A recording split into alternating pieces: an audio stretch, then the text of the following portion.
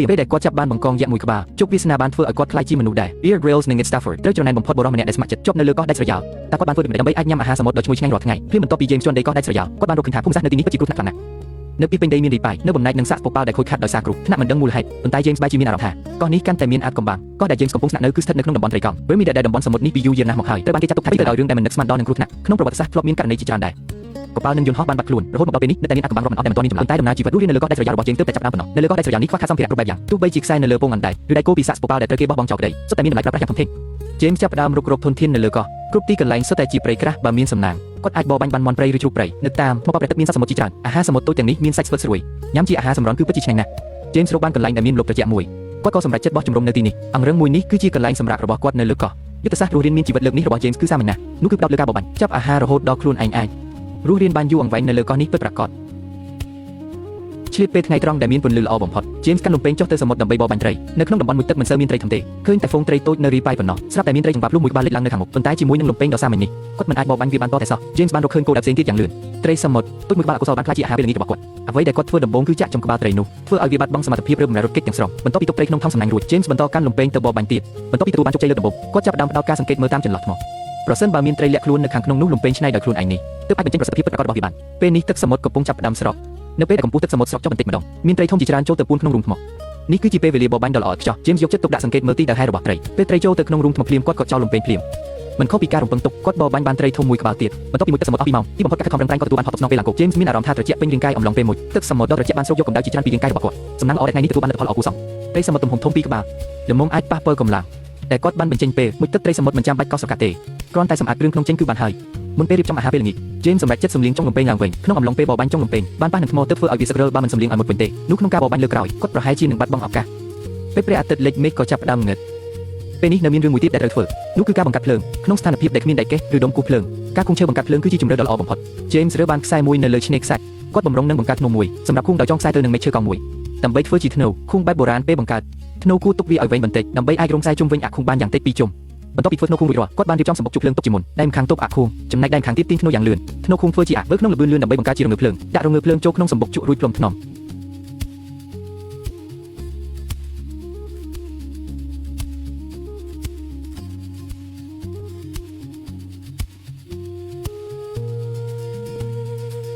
ជីវិតបែបបុរាណគឺសាមញ្ញបែបនេះឯងពេលមានភ្លើងហើយគ្រាន់តែដាក់ត្រីនៅលើរងើភ្លើងដើម្បីអាំងគ្រាន់តែរងចាំប្រហែល15នាទីប៉ុណ្ណោះនោះត្រីអាំងដ៏ឈ្ងុយឆ្ងាញ់មួយក្បាលគឺរួចរាល់ហើយមើលទៅស្រទាប់ស្បែកឆ្អិនខ្លោចបន្តិចនៅខាងក្រៅឯខាងក្នុងទន់ផ្អែមឈ្ងុយខ្លាំងរហូតដល់ស្ទើរតែអាចធំក្លិនតាមអេក្រង់បា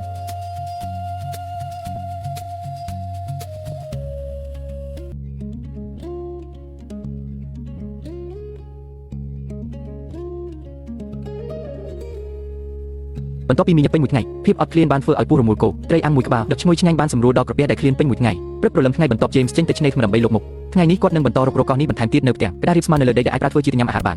នភ្លាមនោះគាត់ក៏បានប្រទះឃើញគំនរខ្សែពួរដែលរលកសមុទ្រវីទីមកមានគ្រប់ទំហំទាំងធំទាំងតូចនៅលើកោះរាល់វត្ថុដែលគិតថាមិនមានប្រយោជន៍ណាមួយក៏អាចនឹងមានប្រយោជន៍នៅថ្ងៃណាមួយដែរគាត់បណ្ដាដើរលេងជុំវិញកោះ James បណ្ដារើបន្ទះក្តាររៀបស្មើពងគ្រប់ប្រភេទនិងសម្បកខ្យងសមុទ្រស្អាតផងដែរនៅក្នុងកែវភ្នែករបស់ James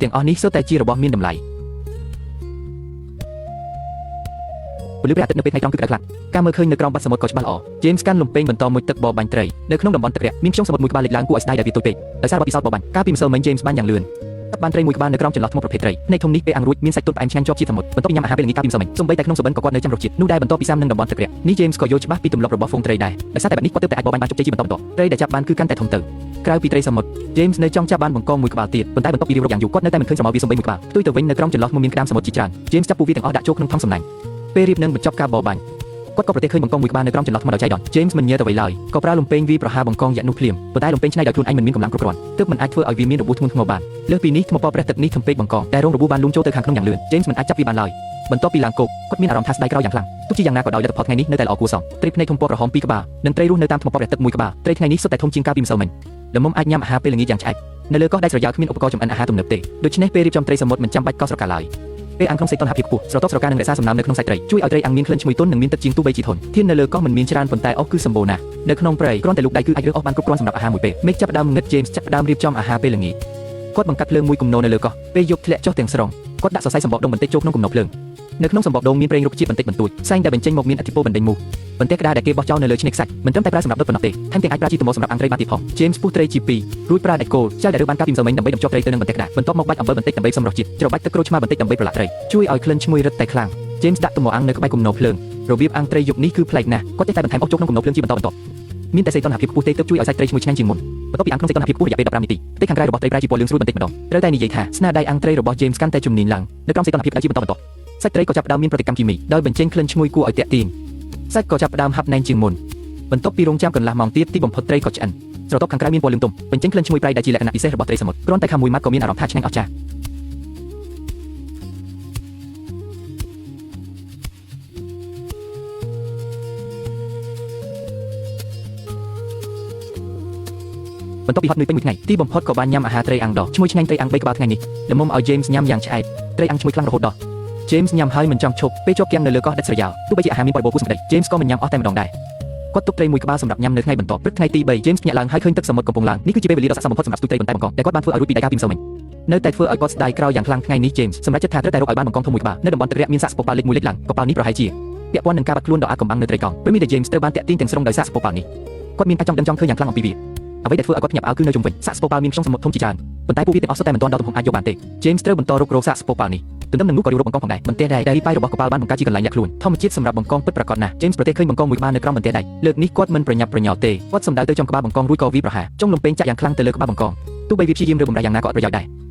ែរទីបំផុត James ក៏ចាប់បានបង្កងមួយនេះគឺជាបង្កងគុយបាដែលរស់នៅក្នុងតំបន់ត្រីកោណ Bermuda ការចាប់បានបង្កងធំមួយក្បាលនៅលើកោះដាច់ស្រយាលគឺជាក្តីសុបិនរបស់ Bear Grylls និង Stafford ពេលនេះ James អាចធ្វើវាបានហើយពេលត្រីនឹងត្រឡប់ទៅមាត់ច្រាំងវិញគាត់ក៏បានធ្វើឲ្យរបូរត្រីធំមួយក្បាលទៀតដែលចេតនាបន្ទាប់ពីឡើងគោក James យកលទ្ធផលដែលទទួលបានថ្ងៃនេះចេញមកបង្កងទម្ងន់ប្រហែល 1.5 គីងនេះបានក្លាយជាកំណត់មានតម្លៃបំផុតនៅលើកោះវាប្រៀបបាននឹងអាហារសមុទ្រលំដាប់ខ្ពស់មួយអញ្ចឹង James ក៏ទៅរើអស់ភ្លាមដើម្បីត្រៀមចម្អិនអាហារពេលល្ងាចគាត់ថែមទាំងយកឆ្នាំងដែករបស់ខ្លួនចេញមកលាងស្អាតយ៉ាងពិសេសឆ្នាំងនេះប្រើសម្រាប់ចម្អិនអាហារសមុទ្រដ៏ឆ្ងាញ់ពិសាដោយសារតែបង្កងមួយក្បាលនេះ James បានរៀបចំអស់កន្លះថ្ងៃរហូតដល់មេឃងឹតទើបចាប់ផ្ដើមចម្អិនជាផ្លូវការគាត់ចាក់ទឹកសមុទ្រចូលពេញមួយឆ្នាំងដើម្បីស្ងោរបង្កងបន្ទាប់ពីឆ្អិនសម្បកបង្កងទាំងមូលក៏ប្រែជាពណ៌ក្រហមឆ្អៅ James បំបីកន្ទុយបង្កងចេញជាដំបូងភ្លុកក្បាលបង្កងដែលពោពេញដោយខ្លាញ់គ្រាន់តែមើលទឹកមុខរបស់គាត់ក៏អាចដឹងថាបង្កងនេះឆ្ងាញ់កម្រិតណាដែរ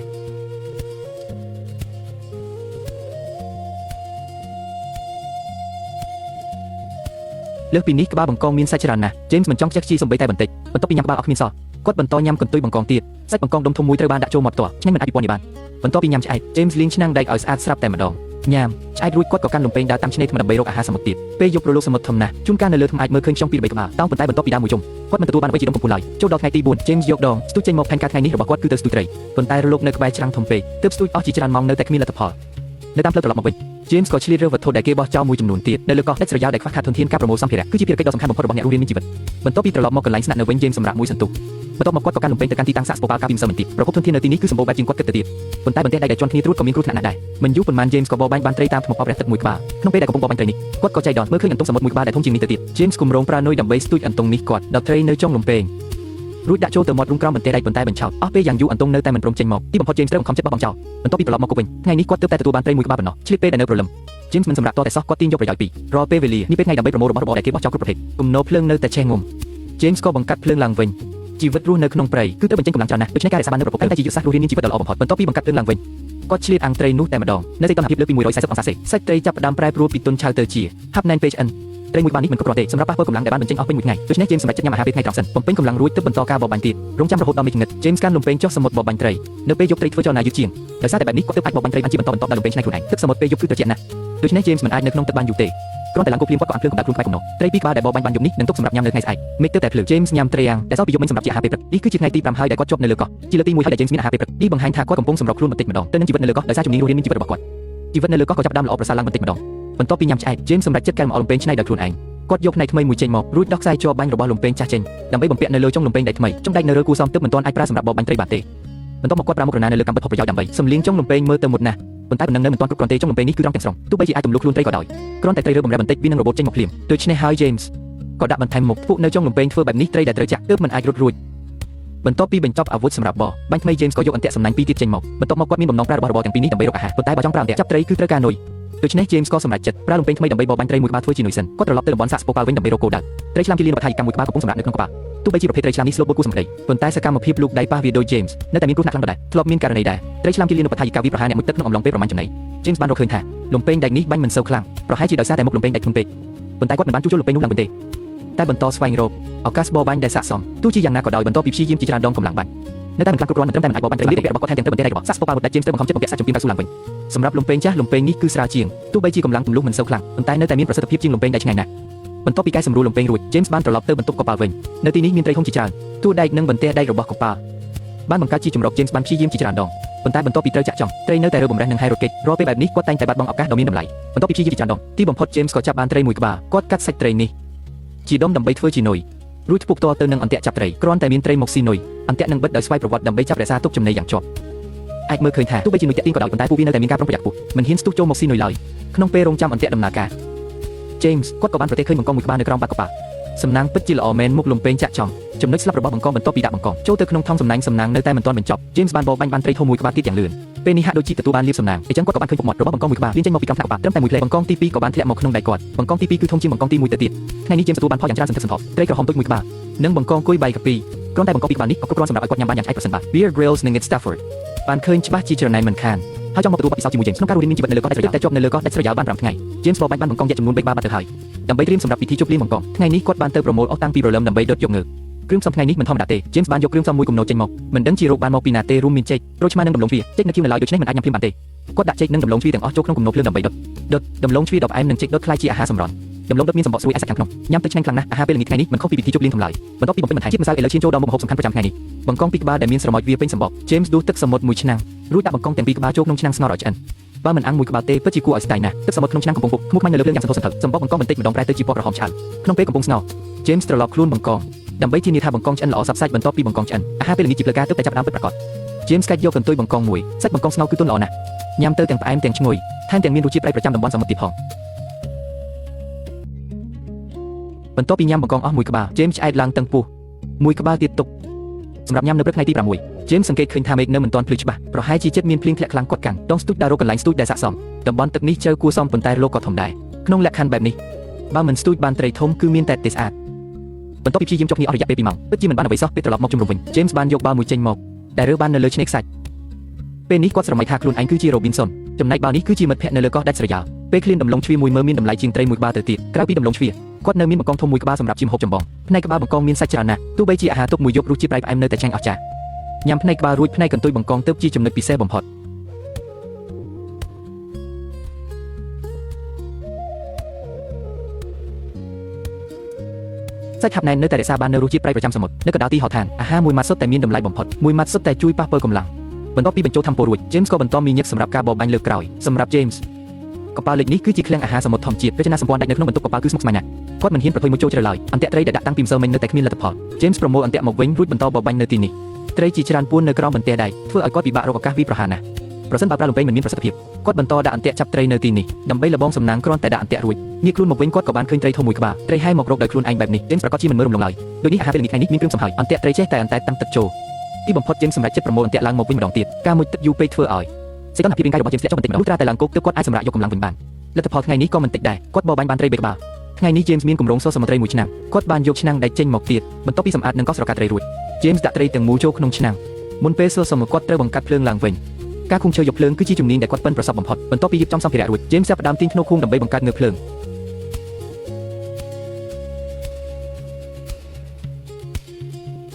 ការឃុំឈើយកភ្លើងគឺជាការងារដែលចំណាយកម្លាំងខ្លាំងណាស់មានតែការគិតជាបន្តទើបអាចបង្កើតជាងើបភ្លើងបាននៅពេលងើបក្តៅគ្រប់គ្រាន់វានឹងឆេះជាភ្លើងបន្ទាប់ពីការបង្កាត់ភ្លើងលើកទី1ប្រដាប់ចេក James បានចោះចង្អូមួយទៀតនៅលើបន្ទះត្រុសដើម្បីឲ្យងើបភ្លើងធ្លាក់ចុះទៅខាងក្រោមតែម្ដងបន្ទាប់ពីប្រឹងប្រែងមួយសន្ទុះទីបំផុត James ក៏បង្កើតបាំងងើបភ្លើងគ្រាន់តែភ្លុំធ្នមភ្លើងក៏ឆេះឡើងបន្ទាប់ពីបង្កាត់ភ្លើងបានសម្រេច James ក៏ស្រែកឡើងដោយក្តីរំភើបទោះបីជាជីវិតបែបព្រៃផ្សៃបានខ្លាចជាការធ្លាប់ប្រាប់សម្រាប់គាត់ទៅហើយប៉ុន្តែរាល់ពេលបង្កាត់ភ្លើងបានសម្រេចនៅតែគួរឲ្យត្រេកអរខ្លាំង James ដួសទឹកសមុទ្របន្តិចចាក់ចូលក្នុងឆ្នាំងការប្រើទឹកសមុទ្រមកសើសមុទ្រត្រីប្រហែលជាមានតែ James ដែលនឹកឃើញគាត់ថែមទាំងដាក់ស្លឹកឈ្ងុយនិងមេខ្មៅដើម្បីបន្ថែមរសជាតិទោះបីជាប់នៅលើកោះដាច់ស្រយាល James នៅតែមកចត់ក្នុងការចម្អិនអាហារពេលល្ងាច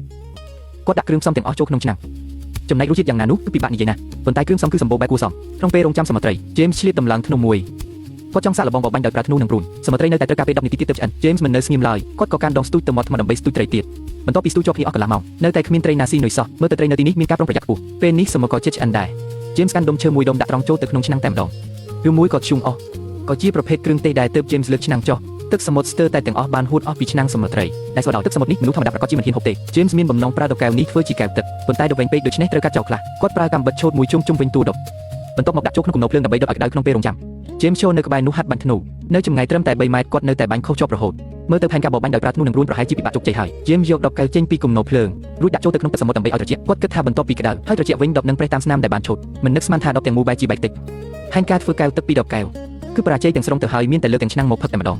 James ហូបសំចម្រុះនេះយ៉ាងឆ្ងាញ់ពិសាខ្ទឹមបារាំងចូលជាត្រីចំណែកត្រីវិញមានក្លិនឈ្ងុយខ្ទឹមញ៉ាំសាច់រួចហើយស្រូបទឹកសមុទ្រគាត់ថែមទាំងមានអារម្មណ៍ថាទឹកសមុទ្រមានរសជាតិឆ្ងាញ់ដិតឆ្នាំងសំណួរត្រីដែលសដោយទឹកសមុទ្រនិងធ្យូងអស់នេះបែរជាត្រូវបាន James ចាត់ទុកថាជាអាហារដែលឆ្ងាញ់បំផុតនៅលើកោះដាច់ស្រយាលទៅវិញ James មិនខ្ជិះខ្ជាយអាហារសំបីបន្តិចគាត់ញ៉ាំគ្រប់យ៉ាងនៅក្នុងឆ្នាំងឡើងរលីងបន្ទាប់ពីញ៉ាំឆ្អែត James ចាប់ផ្ដើមសាកល្បងបរបាញ់ដោយប្រើធ្នូនិងព្រួញគាត់ដើរចូលទៅក្នុងតំបន់ព្រៃក្រាស់នៅលើកោះទោះបីជាសំឡេងសត្វស្លាប់ធំប៉ុន្តែមិនទាន់ទាំងបានឃើញផងពួកវាក៏ហាពួរបាត់ទៅហើយជាមួយនឹងកម្រិតនិងជំនាញបរបាញ់បច្ចុប្បន្នរបស់ James ការបរបាញ់សត្វគឺពិបាកណាស់ត្រឡប់ទៅសម្រាប់សិនប្រសើរជាងនេះគឺជាថ្ងៃទី7ហើយតែជាប់នៅលើកោះដាច់ស្រយាលមេឃនៅមិនទាន់ភ្លឺច្បាស់នៅឡើយ James ក៏កាន់ដងស្ទូចចេញទៅមាត់សមុទ្រពេលនេះទេសមុទ្រមានភាពស្ងប់ស្ងាត់ល្អក្នុងពេលកំពុងស្ទូចត្រី James ឃើញពកខ្មៅចាប់ផ្ដើមរសាត់មកលើកោះប្រហែលជាចិត្តមានភ្លៀងធ្លាក់ខ្លាំងហើយការស្ទូចត្រីអស់ជាច្រើនម៉ោងនៅតែមិនទទួលបានលទ្ធផលអ្វីសោះបន្ទាប់ពីត្រឡប់មកជុំវិញ James យកវ៉ាលីមកដាក់ក្រោមតង់ដើម្បីត្រង់ទឹកភ្លៀងលំពេងមួយទឹកដែលកាលពីមុនគាត់ធ្លាប់មើលងាយឥឡូវបានខ្លាយជាឧបករណ៍បរបាញ់ចម្បងគាត់បានសម្លៀងមុខលំពេងឡើងវិញរួចបន្តមួយទឹកចុះទៅបរបាញ់ត្រីនៅតំបន់ទឹករាក់មានខ្យងសមុទ្រធំជាច្រើនប៉ុន្តែពួកវានៅមិនទាន់ដល់ទំហំដែលអាចចាប់បានដូច្នេះ James មិនអាចរើសវាយកមកញ៉ាំបានទេគាត់ស្វែងរកគោលដៅនៅតាមរន្ធថ្មរាល់រូងថ្មនីមួយសុទ្ធតែអាចលាក់បង្កងធំឬត្រីធំបន្ទាប់ពីស្វែងរកមួយសន្ទុះទីបំផុតគាត់ក៏ប្រទះឃើញត្រីធំមួយក្បាលប៉ុន្តែពេលវាប្រហារត្រីនោះរើបំរាស់ខ្លាំងពេករួចក៏រួចខ្លួនបាត់ទៅជាងនេះទៅទៀតនៅក្រោមជួរមកបប្រទះគឺចង្អៀតនឹងស្មុគស្មាញណាស់ James តែមិនអាចអង់ខ្លួនដើម្បីសង្កេតមើលបានឡើយអន្ទាក់ត្រីដែលដាក់រួចនៅតែគ្មានលទ្ធផលនៅតំបន់ទឹករាក់ស្រឡះ James កាន់លំពេងដេញតាមហ្វូងត្រីធំបន្ទាប់ពីព្យាយាមដេញតាមមួយសន្ទុះទីបំផុតត្រីនោះក៏ហែកចូលទៅក្រោមជួរថ្មនេះបង្កើតឲ្យមានឱកាសបរបាញ់ដ៏ល្អប៉ុន្តែរឿងរ៉ាវមិនងាយស្រួលនោះទេទោះបីជា James បាញ់ត្រូវត្រីក៏ដោយប៉ុន្តែដោយសារមុខលំពេងមិនសូវមុតទើបត្រីនោះចេះតែរើបំរះរួចរហូតអន្ទាក់ត្រីនៅតែគ្មានត្រីចំណាមួយជាប់ឡើយមានតែត្រីតូចពីរបីក្បាលហើយចុះហើយឡើង James បន្តស្វែងរកនៅក្រោមជួរថ្មប៉ុន្តែរកយ៉ាងយូរនៅតែមិនទទួលបានអ្វីសោះគាត់បានត្រឡប់ទៅសាកស្ពូប៉ាលីកវិញដើម្បីរកគោលដៅសាកស្ពូប៉ាលីកនេះពិតជាកំណត់ទ្រព្យមួយសម្រាប់ James មិនយូរប៉ុន្មានគាត់ក៏ឃើញពុកមាត់បង្កងនៅក្រោមថ្នាក់កប៉ាល់ម្ដងទៀតបង្កងមួយក្បាលកំពុងពួននៅទីនោះប៉ុន្តែទីតាំងនេះកំបាំងណាស់ James ពិបាកនឹងបរបាញ់វាណាស់ចំពេលដែលគាត់កំពុងរកវិធីស្រាប់តែប្រទះឃើញកាំប្រមាសមុទ្រធំមួយក្បាលកាំប្រមាសមុទ្រសម្បូរទៅដោយជីវជាតិណាស់ជាអាហារបើកម្លាំងនៅពេលរស់រានមានជីវិតនៅលើកោះដាច់ស្រយាលរបស់ឆ្ងាញ់បែបនេះ James ប្រកាសជាមិនមើលរំលងឡើយបន្ទាប់មកគាត់បន្តស្វែងរកគោលដៅមិនយូរប៉ុន្មានការមុជទឹកបានបញ្ចេញកម្លាំងរបស់គាត់អស់យ៉ាងច្រើនមុនពេលត្រឡប់ទៅវិញគាត់ឆ្លៀតរើខ្យងសមុទ្រពីរបីក្បាលទំហំធំយកទៅជាមួយបើគ្មានត្រីអាំងឬបង្កងទេអាហារខ្យងសមុទ្រមួយពេលក៏អស្ចារ្យណាស់ដែរនៅជុំវិញនេះមានខ្យងសមុទ្រច្រើនគួរសម James ជ្រើសរើសយ៉ាងប្រុងប្រយ័ត្នយកតែខ្យងណាដែលធំបំផុតត្រឹមតែ4ក្បាលក៏ពេញណែនហងសំណាញ់បាត់ទៅហើយថ្ងៃនេះគឺជាថ្ងៃដែលទទួលបានផលច្រើនសន្ធឹកសន្ធាប់មួយទៀតខ្យងជាង10គីឡូគឺគ្រប់គ្រាន់សម្រាប់ញ៉ាំឆ្អែតមួយពេលប្រភេទខ្យងនេះហៅថាខ្យងពេជ្ររីកមួយក្បាលមានប្រវែងជាង20សង់ទីម៉ែត្រ James យកខ្យង4ក្បាលនិងកាំប្រមាសមុទ្រធំមួយក្បាលដែលតាក់ជាប់មកនៅលើកោះយូរយ៉ាងនេះគឺជាលើកទី1ហើយដែលគាត់ញ៉ាំខ្យងសមុទ្រគាត់មានបំណងវាបំបែកសម្បកខ្យងដើម្បីយកសាច់ខាងក្នុងប៉ុន្តែអ្វីដែលគាត់នឹកស្មានមិនដល់គឺសម្បកខ្យងរឹងជាងការរំពឹងទុកខ្លាំងណាស់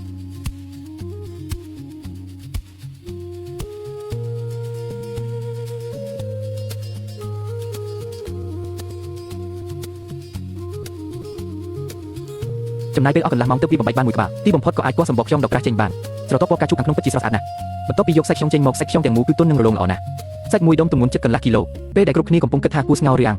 James បានខំមួយម៉ាត់ភ្លាមគាត់សម្រេចចិត្តញ៉ាំឆៅតាមបែបសាស៊ីមីប្រហែលជាដោយសារតែគ្រឿងខ្លាំងពេកគាត់មិនចង់រងចាំតតែចម្អិនឆ្អិនទៀតទេសាច់ខ្យងចម្អិនឆ្អិនក៏មិនមានក្លិនឆាប់ដែរថែមទាំងមានរសជាតិខ្លាញ់ឆ្ងាញ់ផ្អែមនិងស្រស់ល្អណាស់ចំណែកសាច់ដែលនៅសល់គឺរាងស្វិតបន្តិចមិនស័ក្តិសមសម្រាប់ញ៉ាំឆៅទេការញ៉ាំខ្យងសមុទ្រពិតជាចំណាយកម្លាំងណាស់ James ក៏សាកល្បងពុះកាំប្រមាសមុទ្រម្ដងគាត់ស្មានថាខាងក្នុងនឹងមានពងជាច្រើនប៉ុន្តែពេលបើកមើលឃើញតែទឹកពណ៌ខ្មៅហូរចេញមកបន្ទាប់ពីលាងសម្អាតរួចខាងក្នុងនៅតែមានចំណែកដែលអាចញ៉ាំបានច្រើនគួរសមកាំប្រមាសមុទ្រនេះមិនសូវថត់ប៉ុន្មានទេប៉ុន្តែសម្រាប់ James នេះនៅតែជាម្ហូបដ៏មានតម្លៃមានរសជាតិប្រៃលីផ្អែមស័ក្តិសមបំផុតសម្រាប់ធ្វើជាអាហារសម្រន់ឆ្លៀតពេលមេឃមិនទាន់ងឹត James កាន់ដងស្ទូចចេញទៅមាត់សមុទ្រម្ដងទៀតបើរំពឹងតែខ្យងប៉ុន្មានក្បាលនេះគឺមិនអាចញ៉ាំឆ្អែតបានទេមិនយូរប៉ុន្មានគាត់ក៏ស្ទូចបានត្រីតុកកែមួយក្បាល James បានចាប់ចំត្រនងត្រីតុកកែដោយអចេតនាបណ្ដាលឲ្យមុតដៃឈឺស្ពឹកឈៀតឱកាសនេះសូមពន្យល់បន្តិចត្រនងរបស់ត្រីតុកកែមួយចំនួនមានផ្ទុកជាតិពុលស្រាលទោះបីជាមិនមែនជាជាតិពុលខ្លាំងប៉ុន្តែវាអាចធ្វើឲ្យការឈឺចាប់កាន់តែខ្លាំងនិងបណ្ដាលឲ្យហាមក្រហមនៅកន្លែងដែលមុតជឿជាងស្នាមមុតធម្មតាឆ្ងាយណាស់នៅក្នុងបរិស្ថានកោះដាច់ស្រយាលស្នាមរបួសតូចតាចបែបនេះពេលខ្លះអាចមានគ្រោះថ្នាក់ជាងសត្វព្រៃទៅទៀតពីព្រោះបាក់តេរីនៅក្នុងទឹកសមុទ្រអាចបណ្ដាលឲ្យមានមេរោគឆ្លងគ្រប់ពេលវេលាប៉ុន្តែ James មិនចាប់អារម្មណ៍តតែសោះហើយបន្តស្ទូចត្រីទៀ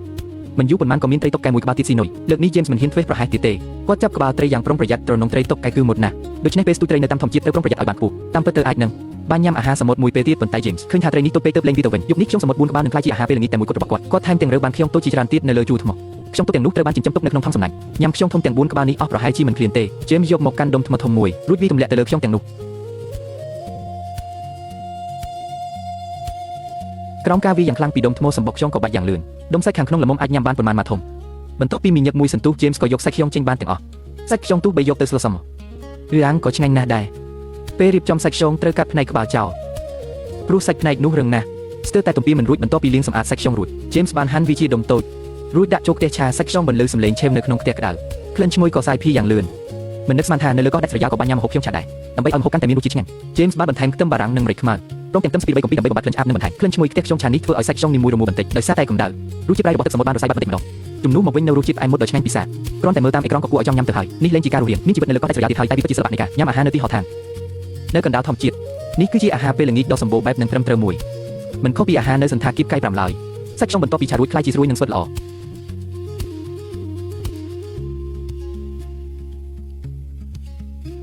Turn us to thousands and well grow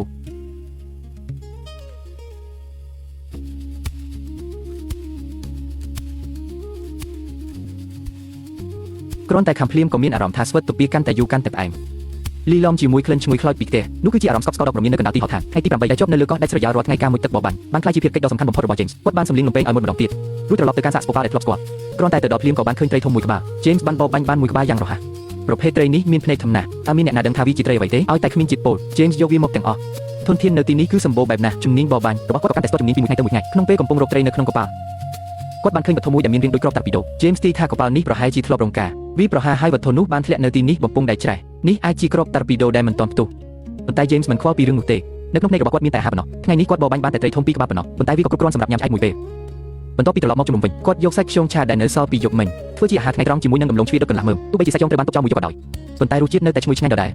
ដំឡូងមួយម៉ាត់សាច់ខ្យងមួយម៉ាត់ពេញមួយរយៈពេលដែលជាប់នៅលើកោះ James មិនដែលដាច់ពោះមួយថ្ងៃណាឡើយថ្ងៃណាក៏គាត់មានអាហារសមុទ្រសម្រាប់ញ៉ាំដែរប៉ុន្តែអ្វីទាំងអស់នេះមិនមែនកាត់ឡើងដោយឯកឯងនោះទេ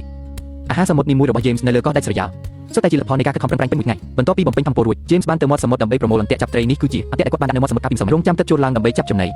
មិននឹកស្មានថានៅតែចាប់មិនបានអ្វីសោះ James សម្រេចចិត្តទុកអន្ទាក់នេះចេញពីព្រោះអន្ទាក់នេះបានបរាជ័យជាបន្តបន្ទាប់ក្នុងអំឡុងពេលរួចនេះវាបានក្លាយជាស័ក្តិសិទ្ធិបញ្ជាក់ពីការបបបាញ់ដ៏បរាជ័យរបស់គាត់សំណាងល្អថ្ងៃនេះគាត់បបបាញ់បានត្រីសមុទ្រពីរក្បាលពេលមួយទឹកត្រីពីរក្បាលនេះមានពណ៌ស្រស់ស្អាតណាស់ពេលទឹកតែចាប់បានភ្លាមក្រឡានៅលើដងខ្លួនរបស់វាក៏តាក់ទាញភ្នែកណាស់ដែរប៉ុន្តែពេលនេះពណ៌បានរលត់បន្តិចម្ដងហើយត្រីសមុទ្របានក្លាយជាប្រភពប្រូតេអ៊ីនដ៏សាមបំផុតរបស់ James អ្វីដែលគួរឲ្យសោកស្ដាយតែមួយគត់គឺគាត់មិនទាន់ស្ទូចបានត្រីធំឬចាប់បានអន្ទង់ដោយប្រើអន្ទាក់អាហារពេលល្ងាចថ្ងៃនេះគឺត្រីពីរក្បាលនេះបន្ទាប់ពីបង្កាត់ភ្លើងរួច James បានដោតត្រីនឹងមែកឈើដោយប្រើវិធីបុរាណនិងសាមញ្ញបំផុតដើម្បីចម្អិនអាហារពេលល្ងាចត្រីត្រូវបានអាំងបន្តិចម្ដងនៅលើគំនរភ្លើងត្រីពីរក្បាលនេះប្រហែលជាអាហារពេលល្ងាចដ៏សាមញ្ញបំផុតរបស់គាត់នៅលើកោះពេលអាំងត្រីត្រូវប្រែវាឲ្យបានញឹកញាប់រហូតដល់សាច់ត្រីភីក្លិនឈ្ងុយមានន័យថាត្រីបានឆ្អិនទាំងស្រុងហើយ James បានបកស្បែកត្រីចេញបង្ហាញឲ្យឃើញសាច់ពណ៌ស្ទន់និងមានក្លិនឈ្ងុយប្រភេទត្រីនេះមានឆ្អិនតិចហើយសាច់ច្រើនវាគឺជាមុខម្ហូបត្រីអាំងដ៏ឆ្ងាញ់បំផុតមួយនៅលើកោះនេះប្រសិនបើរាល់ថ្ងៃសុទ្ធតែមានត្រីពីរក្បាលបែបនេះតើអ្នកចង់រស់នៅលើកោះដាច់ស្រយាលនេះរហូតទេពេលមេឃងឹត James ក៏កាន់លំពេងបន្តមួយទឹកបបបាញ់ទៀតបើចង់បានអាហារសមុទ្រញ៉ាំរាល់ថ្ងៃនៅលើកោះគឺត្រូវតែធ្វើដូច James អញ្ចឹងក្រៅពីពេលដេកគឺត្រូវតែខិតខំបបបាញ់គ្រប់ពេលនៅពេលយប់ត្រីធ្វើចលនាយឺតជាងធ្វើឲ្យការបបបាញ់កាន់តែងាយស្រួលនៅក្រោមរូងធ្មមានត្រីកំពត់ពីរក្បាលប៉ុន្តែត្រីប្រភេទនេះមានជាតិពុលដូច្នេះមិនអាចញ៉ាំបានទេពេលមួយទឹកនៅពេលយប់ដែរត្រាំងតែងតែញើបឈរឡើងរំការដើម្បីកំណត់ទីដៅដើម្បីជៀសវាងការបំពេញដោយសារតែរបបបាញ់នៅក្នុងទឹកពេលមេឃងឹតត្រីជាច្រើនបានពួននៅក្នុងសារាយសមុទ្រឬនៅក្រោមជួរថ្មសូម្បីតែពេលត្រូវពលឺភ្លើងបញ្ចាំងចំក៏វាមិនរត់ចេញដែរ James អាចបបបាញ់បានត្រីមួយក្បាលយ៉ាងងាយស្រួលប៉ុន្តែមិនមែនគ្រប់ត្រីសុទ្ធតែល្ងងបែបនេះទេខ្លះទៀតនៅតែមានភាពរហ័សរហួនណាស់ប្រសិនបើជួបត្រីដែលចេះប្រុងប្រយ័ត្នចូលប្រើពេលដែលមានពន្លឺខ្លាំងបញ្ចាំងចំភ្នែករបស់ពួកវានឹងមិនភ្នែកជាបណ្ដោះអាសន្នពេលនោះការប្រើលំពេងបបបាញ់នឹងកាន់តែងាយស្រួលយប់នេះគាត់បបបាញ់បានតែត្រីពីរក្បាលប៉ុណ្ណោះទោះបីជាមិនច្រើនប៉ុន្តែវាគ្រប់គ្រាន់សម្រាប់បំពេញតម្រូវការធម្មពលក្នុងមួយថ្ងៃការមួយទឹកទាមទារការបញ្ចេញកម្លាំងកាយយ៉ាងច្រើន James រស់នៅតាមមាត់សមុទ្ររហូតដល់ថ្ងៃទី8នៃការជាប់នៅលើកោះជាលើកទី1ហើយដែលគាត់ត្រូវញ៉ាំអាហារពេលយប់ជ្រៅដោយសារតែគ្មានពេកញ៉ាំត្រីយ៉ាងអស់ហើយនៅតែមិនទាន់ឆ្អែត James ក៏ចាក់ម្សៅមីចូលក្នុងឆ្នាំងគាត់ចង់ធ្វើនំប៉័ងពីរបីដុំដើម្បីបំពេញក្រពះទោះបីជារាល់ថ្ងៃញ៉ាំអាហារសមុទ្រឆ្អែតក៏ដោយប៉ុន្តែវានៅតែពិបាកក្នុងការរក្សាធម្មពលឲ្យបានគ្រប់គ្រាន់សម្រាប់សកម្មភាពពេញមួយថ្ងៃម្សៅមីនេះគឺជាស្បៀងបំរុងរបស់គាត់ James បានច្របាច់ម្សៅមួយដុំរៀបចំដុតនំសម្រាប់ញ៉ាំយប់ជ្រៅគាត់បានដាក់ដុំម្សៅទៅកណ្ដាលគំនរធ្យូងបន្ទាប់មកយកឆ្នាំងដែកមកគ្រប់ពីលើបង្កើតបានជាលដុតដ៏សាមញ្ញមួយដោយប្រើប្រាស់កម្ដៅពីធ្យូងនិងសមត្ថភាពរក្សាកម្ដៅរបស់ឆ្នាំងដែកដើម្បីដុតនំប្រហែល30នាទីក្រោយមក James អាចធំក្លិនឈ្ងុយយ៉ាងច្បាស់គាត់បានបើកគម្របឆ្នាំងហើយប្រែមុខនំរួចបន្តរយៈពេល30នាទីទៀតពេលនេះយប់ជ្រៅទៅហើយតែនំនៅតែមិនទាន់ឆ្អិនល្អ James សម្រេចចិត្តទុកញ៉ាំនៅព្រឹកស្អែកមុនពេលចូលដេកគាត់ថែមទាំងកាន់ធ្នូនិងព្រួញចូលទៅក្នុងព្រៃដើម្បីបបបាញ់ប៉ុន្តែរាល់ដងគឺតែងតែត្រឡប់មកវិញដោយដៃទេសូម្បីតែស្រមោលសត្វក៏មើលមិនឃើញផងគុំថាតែបបបាញ់បានអីសូម្បីតែការស្វែងរកអាហារសមុទ្រនៅតាមមាត់ចាំងក៏មិនទទួលបានលទ្ធផលដែរតាមពិតទៅធនធាននៅលើកោះនេះមិនសម្បូរបាត់ដូចតែគ្រប់គ្នាគិតនោះទេថ្ងៃទី9នៃការជាប់នៅលើកោះព្រលឹមស្រាង James បានកាន់ដងស្ទូចដើម្បីបន្តសាកល្បងសំណាងលើកនេះទីបំផុតព្រះក៏បានញឹមដាក់គាត់ James អាចទទួលអារម្មណ៍យ៉ាងច្បាស់ថាមានត្រីធំមួយក្បាលបានស៊ីនុយបានហើយយ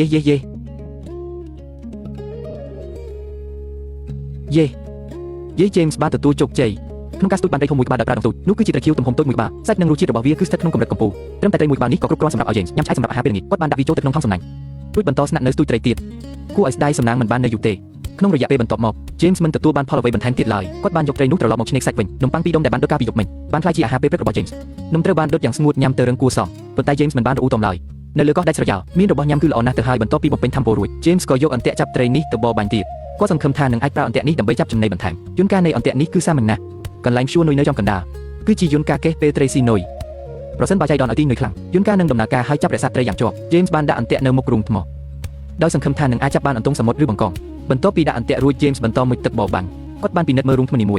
ួយប៉ុន្តែធនធាននៅតំបន់ទឹករាក់គឺមានតិចតួចណាស់ James ក៏ត្រូវត្រឡប់ទៅតំបន់សាក់ស្ពប៉ាល់វិញប្រសិនបើជួបខ្យងសមុទ្រពីរបីក្បាលយកមកញ៉ាំក៏ល្អដែរភ្លាមពេលដែលគាត់ងាកខ្លួនគាត់បានប្រទះឃើញត្រីធំមួយក្បាលនៅក្បែរនោះ James បានកាន់លំពេងដេញតាមប៉ុន្តែនៅជុំវិញសាក់ស្ពប៉ាល់ពុះពេញទៅដោយរចនាសម្ព័ន្ធដែលបាក់បែកពួកវាបានក្លាយជាកន្លែងលាក់ខ្លួនដ៏ល្អបំផុតសម្រាប់ត្រី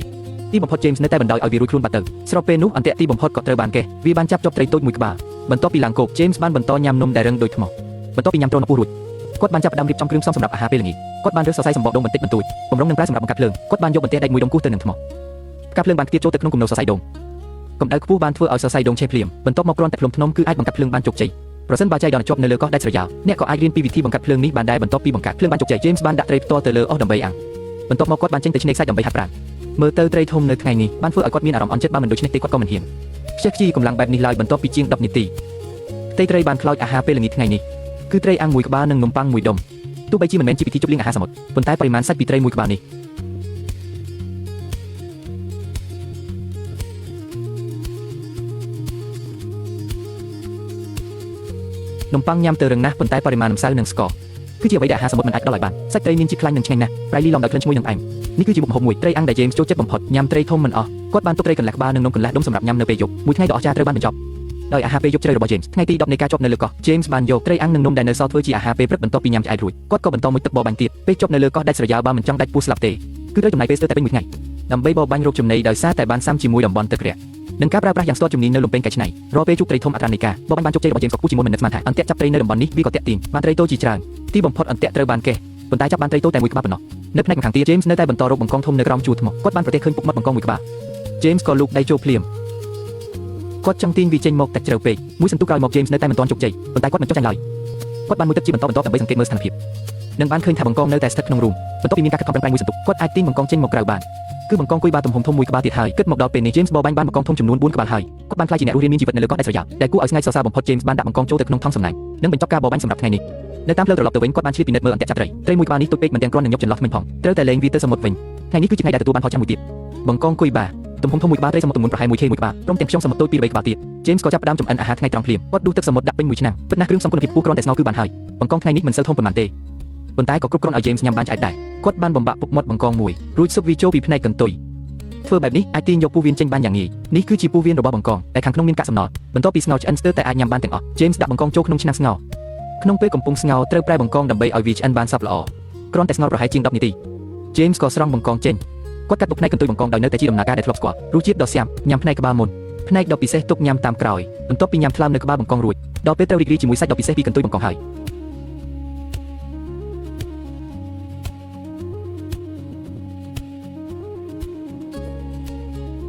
យមិនទុកឲ្យសល់សាច់ជប់សម្បកបង្កងសំបីតែបន្តិចឡើយ James ប្រើដៃកោសសាច់ចេញរហូតដល់ស្អាត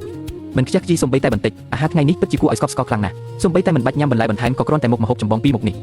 James ក៏បន្តមុជទឹកបរបាញ់ទៀតពេញមួយដំណើរនៃការរស់រានមានជីវិតនៅលើកោះដាច់ស្រយាលអាហារសមុទ្រនីមួយរបស់ James សុទ្ធតែមិនងាយស្រួលឡើយរាល់ថ្ងៃតាំងពីព្រលឹមស្រាងគាត់ក៏ចាប់ផ្ដើមបរបាញ់មុជទឹកសមុទ្ររៀបរកអាហារសមុទ្ររុករកសាកស្ពប៉ាល់ដាំតាក់សំលៀងលំពេងចាក់ត្រីរៀបចំប្រេងឥន្ធនៈនិងឧបករណ៍ស្ទើរតែគ្រប់ពេលវេលាទាំងអស់គឺត្រូវចំណាយទៅលើការស្វែងរកចំណីអាហារសមុទ្រដ៏សម្បូរបែបនេះមួយដែលគាត់មានសុទ្ធតែត្រូវដោះដូរមកវិញដោយការចំណាយកម្លាំងកាយរាប់ម៉ោងនៅក្នុងទឹកដ៏ត្រជាក់និងការសាកល្បងម្ដងហើយម្ដងទៀតរាប់មិនអស់ត្រីនឹងមិនលេចឡើងដោយខ្លួនឯងទេបង្កងក៏មិនងាយចាប់បានដែរសូម្បីតែអន្ទាក់ក៏មិនប្រកាសថាទទួលបានលទ្ធផលរដងនោះទេភាគច្រើននៅពេលដែលកម្លាំងរាងកាយធ្លាក់ចុះបរិស្ថានអាក្រក់និងឧបករណ៍បែបសាមញ្ញគាត់នៅតែត្រូវកែសម្រួលយុទ្ធសាស្ត្រជាបន្តបន្ទាប់ទើបអាចដោះដូរបានគ្រឿងផ្សំសម្រាប់អាហារមួយពេលដូច្នេះហើយអាហារសមុទ្រដែលមើលទៅហាក់ដូចជាងាយស្រួលទាំងនេះតាមពិតមិនមែនសម្រាប់តែការរីករាយនោះទេប៉ុន្តែវាគឺជារង្វាន់នៃការរស់រានមានជីវិតដែលដោះដូរមកដោយហានិភ័យនិងកម្លាំងកាយយ៉ាងធំធេងអាហារនីមួយគឺមិនងាយស្រួលទទួលបាននោះទេប៉ុន្តែវាគឺជាលទ្ធផលនៃពេញមួយថ្ងៃនៃការរុករកមុខទឹកសមុទ្រនិងការបរបាញ់នោះទើបជាទិដ្ឋភាពពិតប្រាកដបំផុតនៃជីវិតនៅលើកោះដាច់ស្រយាលអ្វីដែលលំបាកមិនមែនជាការធ្វើខុសនោះទេប៉ុន្តែគឺជាតម្លៃដែលត្រូវបង់ដើម្បីស្វែងរកអាហារគឺថ្លៃពេកអ្វីដែលត្រាំងធ្វើគឺគ្រាន់តែជាការធ្វើរឿងដែលសារចុះសារឡើងប៉ុណ្ណោះ